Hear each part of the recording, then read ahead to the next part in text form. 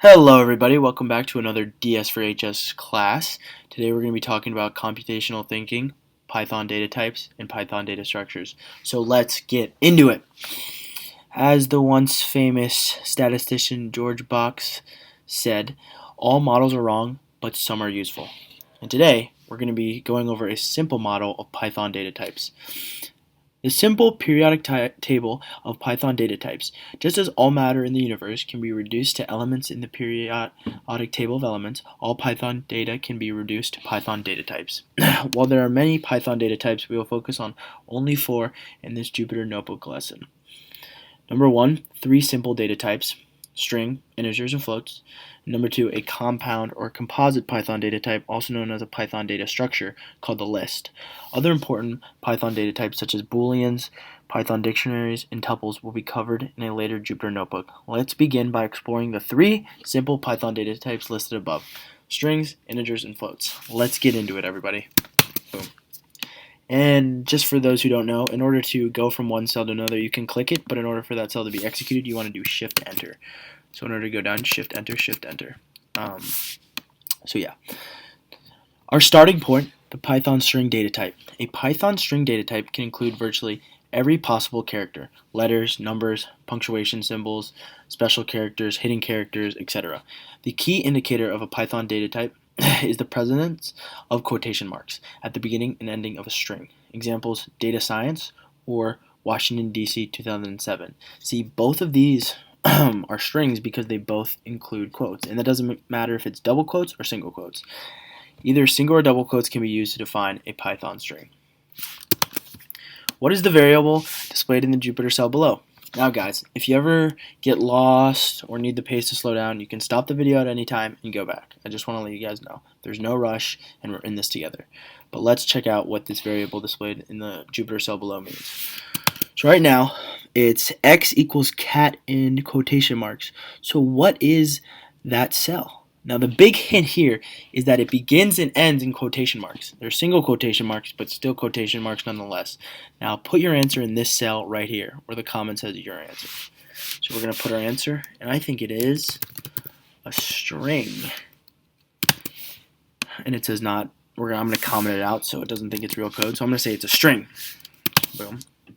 And then now we're going to use the data science proof by Python technique to prove and verify the data type of variable x by using the type parentheses x statement. Now in order to know the data type of something, you got to do type parentheses and then what you're trying to find out. So here we're trying to find out the variable x, but let's say the variable was named Andrew. We would do type Andrew. Or let's say it was named Dairy Queen, we put it in here. So whatever the name of what you're trying to find out the data type is, you put it in right there. So in this scenario, it's x. So we do Control Enter, and it's an str, which means string. So it's a string, and we knew that because of the quotation marks. Exactly. Out of the 3 simple Python data types listed above, string, integer, and float, what is the variable displayed in the Jupyter cell below? Now, these are 2 big hints, okay? 2 big hints. The assigned value to the variable y, so it's assigned to the variable y, is the number 10. So it's just the number 10. This value is not enclosed with quotation marks. So you see right here, no quotation marks. And this value has no decimal point. Okay? Now, to go over the no decimal point, if it has a decimal point, then it's a float. Okay? It doesn't matter if it's positive, negative. If it has a decimal point, it's automatically a float. But if it's a whole number with no decimal point, positive, negative, whatever, it is an integer. And here, there's no decimal point. That means it's not a float. There's no quotations. That means it's not a string. So it has to be I'm going to say an integer. And when you answer that, make sure you put a little pound sign before your answer, because then it will interpret it as code. But we want it to ignore this. So put your answer like that and put a pound sign above it. Comment it out, as we would say in Python. Boom. I say it's an integer. I'm going to spell it out. Integer, but the abbreviation for integer is int. Now use the DS4HS proof by Python technique to prove and verify the Python data type of variable y by using the type y statement. So right here, we want to see what data type this is, what data type y is. So we're going to do data type, and then in parentheses, we want to put y because that's what we want to figure out. Control Enter. It's an integer. Bada bing, bada boom. Now, out of the three simple Python data types listed above, string, integer, and float, what is the variable displayed in the cell below? Hint, the assigned value to variable z is the number 10.5. It says 10, but it should be 10.5. Is the number 10.5. This value is not enclosed with quotation marks. We see quotation marks nowhere here. This value has a decimal point, so we do see it has a decimal point. So if it had quotations, it'd be a string. If there wasn't a decimal point, then it would be an integer, but it has a decimal point and no quotation marks. So that means it's a, comment it out, it's a float. That's my guess. Boom. And how do we check it? We do the DS4HS proof by Python. So we're going to use the Python what? Exactly, the Python type function. So type, let me type it all out. I know the answer was there before, but let's just pretend like it wasn't. Type z, because we want to figure out what z is, and boom, it spells it out for you. It's a float because of the decimal point and no quotations. Exactly. Now, let's go to the DS4HS assessment of understanding. Use the following number assigned to the Python variable tricky and add it to your Python variable y defined above. So we're going to add tricky, whatever tricky is equal to, the variable tricky, to the variable y. So above we know the variable y is equal to 10, and we're going to add that to tricky. But what's tricky? Okay, so tricky is equals to 100 in quotations. That means tricky is a string because of the quotations. Exactly. So now we're going to add tricky to y, and it's going to equal IMWays. Okay, and then we're going to run IMWays. Boom. And we get an error. Okay, we get a type error. And the reason why we get a type error is because they're two different data types. Tricky is a string, since it's enclosed in quotation marks, and y is a, what is that? There's no decimal point. It's an integer. So they're two different types. So that's the problem. And your answer here, what are the traits of the Python data types covered so far? I'm going to say, and you guys put your own answer, one is an integer, while the other is a string. So that means they're incompatible. Now, question, how can you resolve the issue without completely redefining the data types of variables y and tricky? So we could obviously remove the quotation marks, but let's say we have thousands of lines of code and we don't want to do that. We want to find a more quick and efficient way. The answer is Python has a set of handy built-in functions called string quotation marks, int quotation marks, and float quotation marks. And these three built-in Python functions are exactly what they seem.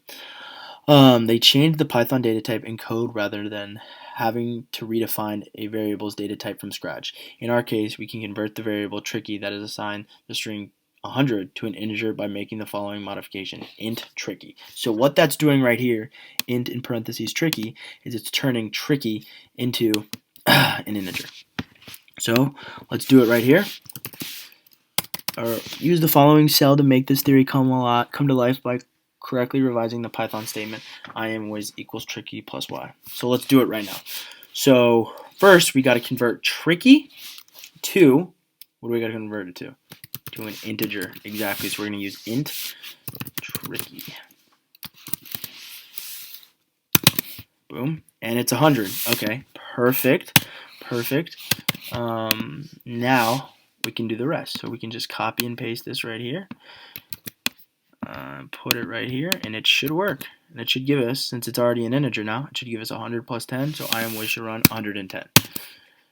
And it's still because tricky. The reason why it's a type error here is because it still thinks tricky is an integer, or is a string, so what we need to do here is, boom, and it's 110. So what that was here is, when you go here, is we didn't convert it yet, so tricky was still a string. It was still a string. But then we do int, and that changes the string into an integer. Just like up here, it changes it. We got to do it again. Or we could do tricky, so we update the value tricky to make it an integer, and then we don't have to do the int again. Boom, and it's 110. So yeah. Now let's go on to the next part, introducing our first Python data structure. This is the Python list. To review what we have done so far, let's create a list of all the variables we have created so far. X, Y, Z, tricky. Great. Now let's place these variables into an actual Python list, enclosing them in square brackets and separating them with commas. While we have worked with the most basic Python data types, strings, integers, and floats, these data types are of minimal value if they are not grouped into clusters or sets of data. A Python list is perhaps the simplest way of regrouping sets/clusters of data. With this said, here's our first interaction with the Python list.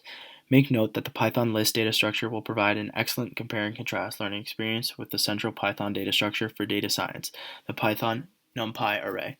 Python list and NumPy arrays possess many similarities between each other, but also many critical differences that are important for data science.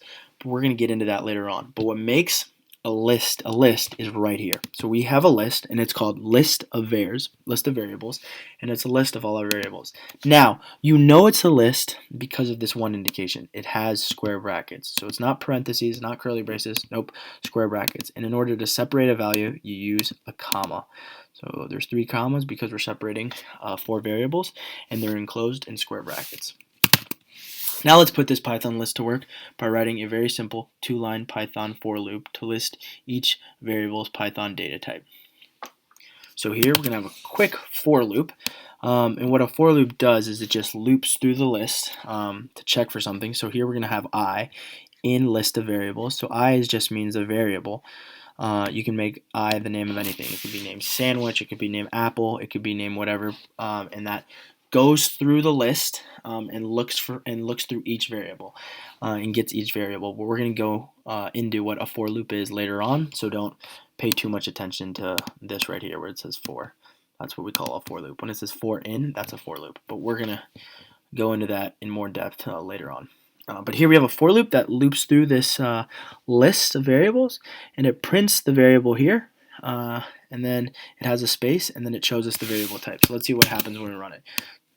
Shift enter, and it says the name of that of X is cat, and it is a string. The class is a string, so the data type is a string. And then it gives Y, it's 10, it's an integer. Then Z, 10.5, float. Then tricky, 100, an integer. Tricky was a string, but remember how we did the int over here, the built-in function is called int, and made it tricky and updated tricky into an integer in order for it to be compatible with y. So we could do the arithmetic, but now it's an integer. Notice this Python for loop produced a list of values for each variable in the list of var's along with their specific Python data types. In this notebook, we are focusing on mastering the basics of Python data types. The details for using for loops will be covered in a future Jupyter notebook. So this is exactly what this notebook was about, is we went through and we produced a list of all the values that list of vars contained. And the values were cat, 10, 10.5, 100, and it also showed us the data types, string, integer, float, integer. And that's the magic of a for loop, and that's the magic of a list. And like I said, lists are great because it allows us to group sets and clusters of data. If you couldn't group data, it'd be a mess. You'd have to go and find all these individual variables, and it'd be a mess. But the lists allow you to be more organized and more clean with your data, which is really, really great. And how do you tell a list is a list? Like I said, the square brackets. That's how you do it.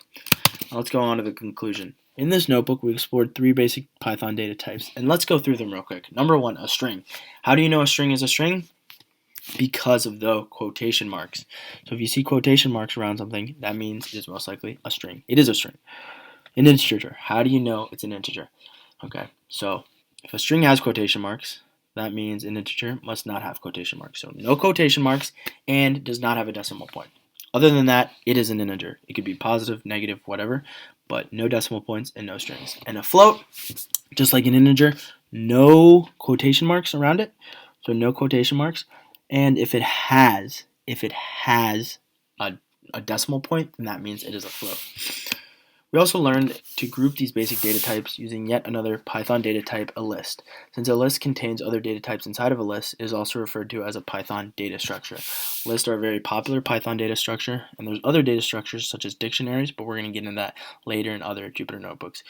We also encountered 3 very useful and very important and an efficient Python built-in data functions called string, with parentheses, int with parentheses, and float with parentheses. And what these do is they convert it. So if I had string, I would convert that into a string. If I had an int with the parentheses, whatever's inside those parentheses, I'd convert it into an int, like we saw with tricky. If it's a float and has parentheses, whatever's inside those parentheses is going to convert to a float. Now, anything can be converted into a string, but not any string can be converted into an integer. So if I had, let's say I had a string named y and it equaled, let's say 10. Not a string. If I had a integer named, if I had a variable, I'm sorry, named y, and y's value was the integer 120, and I want to do string 120, boom, it would turn it into the string 120. But on the flip side, if I had a string named x, and let's say it was named Andrew, enter, and I try to do int x, boom, it'd give me a value error because not all strings can be converted into floats and integers. All floats and integers can be converted into strings, but not vice versa, because you can't convert characters, you can convert characters, letters, names, stuff like that into a number, into a float, into an integer. You just can't do it. So that's very interesting stuff. And also, if we made it 0.12, 1.2, I could also convert this into a string too. So I can also convert an integer into a string using this built-in function in this notebook. Boom, and it made it a string. Oh, sorry. See, made it the string. Now the string is 1.2. Like I said, strings can contain anything. Hidden characters, numbers, letters, special characters, whatever you want. But yeah. And in our next notebook, we will explore more built-in Python functions to manipulate the basic Python data types we've covered so far: strings, integers, floats, and lists. I really hope you enjoyed this Jupyter notebook. As always, if you guys have any questions, please email me at abcaslow, C-A-S-L-O-W, at berkeley.edu. I'm happy to answer any of your questions. Go data science, and I'll see you next time. Bye-bye.